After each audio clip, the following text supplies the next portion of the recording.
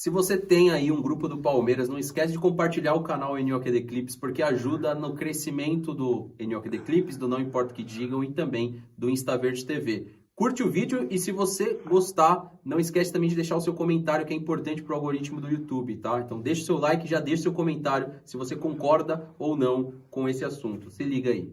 A gente nunca sabe direito o que eles querem, esse é o problema. Nunca é muito previsível. Do nada pode aparecer o interesse por um jogador, né? Do nada pode aparecer a intenção de gastar muito com o jogador, né, que vai surpreender muita gente, ou pode perfeitamente apostar no Gabriel Menino, né? Em outros também. Eu acho que o problema maior é sempre essa de apostar na base, obrigando o técnico sempre a valorizar a base. Acho que é uma coisa com a qual ele não se sente muito confortável, né? Sempre apostar no que a gente tem aqui vai dar certo.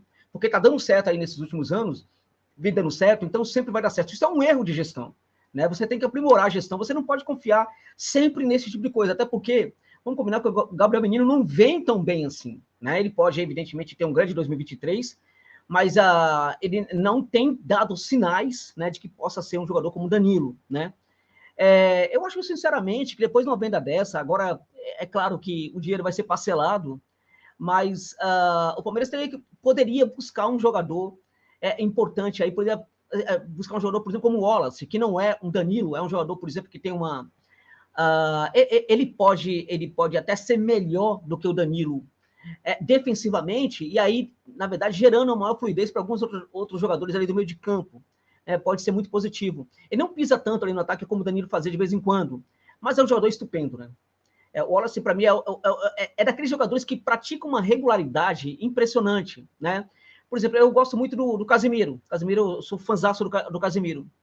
Mas mesmo o Casemiro tem alguns momentos, tá, que ele some, que o futebol dele a gente não sabe onde está, né? Que, enfim, são poucos momentos, mas existem.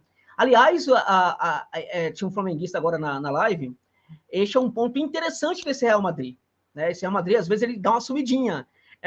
As coisas não funcionam direito, né? E o curioso é que quando as coisas não funcionam direito no Real Madrid, você pode ter certeza, olha para o Casemiro, ele também não está funcionando direito, né? O Wallace é um jogador que ele entrega uma regularidade maior do que o Casemiro, por exemplo.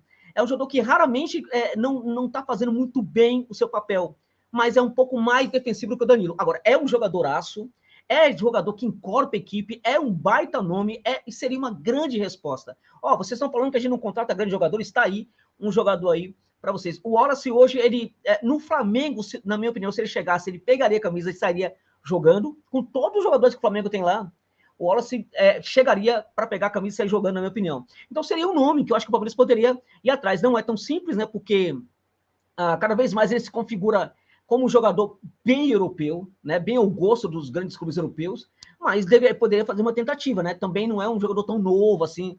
Então isso o atrapalha um pouco na questão da transferência ali de um mercado europeu para outro, né?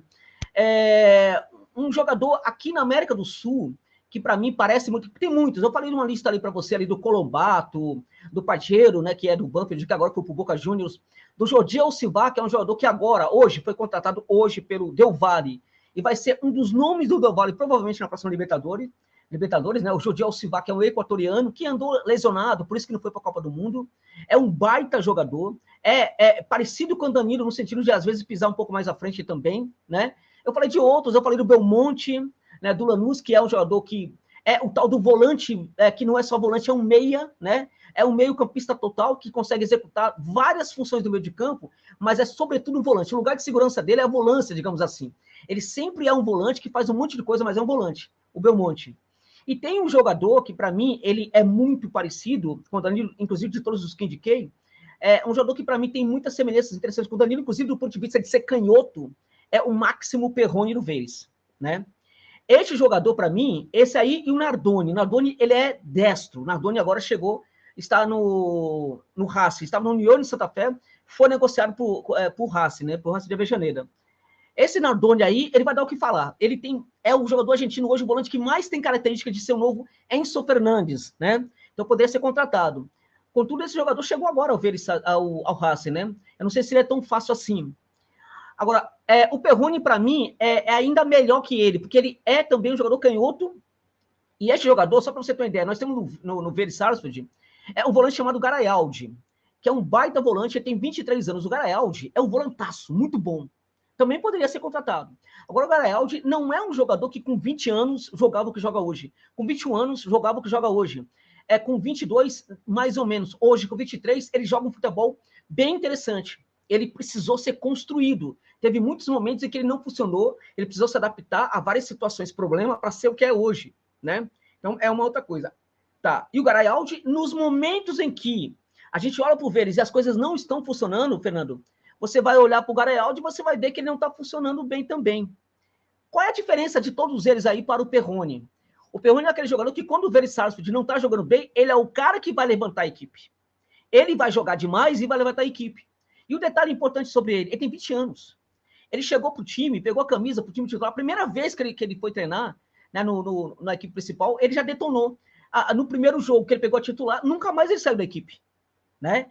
Então, para mim, é o jogador que mais parece hoje, e eu vou dizer para vocês uma coisa aqui que talvez possa chocar aqui alguns palmeirenses, né? Inclusive muito entristecido com a saída do Danilo. Até porque a gente mede o jogador no momento em que ele está jogando muita bola. E nesse sentido, o Danilo, nos momentos em que ele esteve jogando muito bem, ele foi um dos grandes volantes, na minha opinião, do mundo, tá? Na minha opinião, o Perrone, ele tem condições de ser até mais jogador que o Danilo, né? E neste momento, de todos esses que eu indiquei, quando eu olho para o Danilo em alta e todos esses caras em alta, para mim o Perrone é aquele que tem condição de chegar, de superar o Danilo. Hoje a negociação ficaria em torno, na minha opinião, de 9,5 milhões por 75% dos direitos desse jogador. Ô Josa, se eu não me engano, o Manchester City tinha interesse, ainda não fechou, né? Porque ele ainda consta aqui no Vélez, né? Tá no Vélez, né?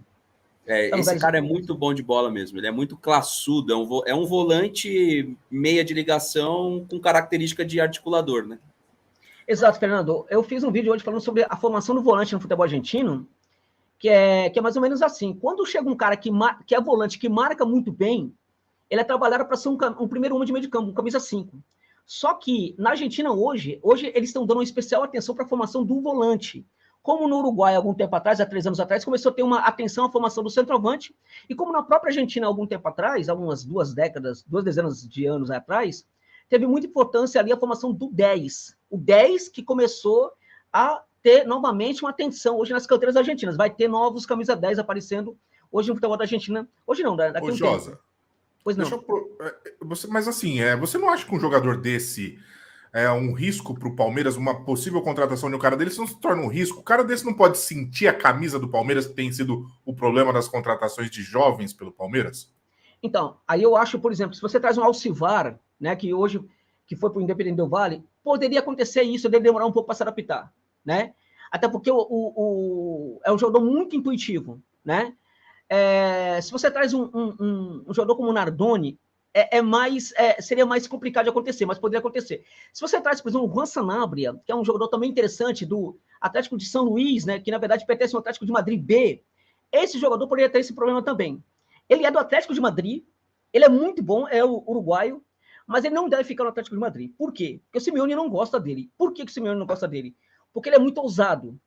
Quando ele vai para lá para frente, ele vira um camisa 10 e não quer nem saber. E o Simeone fica doido, querendo que ele volte, por exemplo, para a posição. Então ele já foi para o time B, já foi reemprestado, vai voltar agora para o Atlético vai reemprestá-lo novamente ou vai vendê-lo, né? Esse jogador poderia ter esse problema. Há sinais que o jogador deixa que nos indica que ele pode se adaptar ou não, né?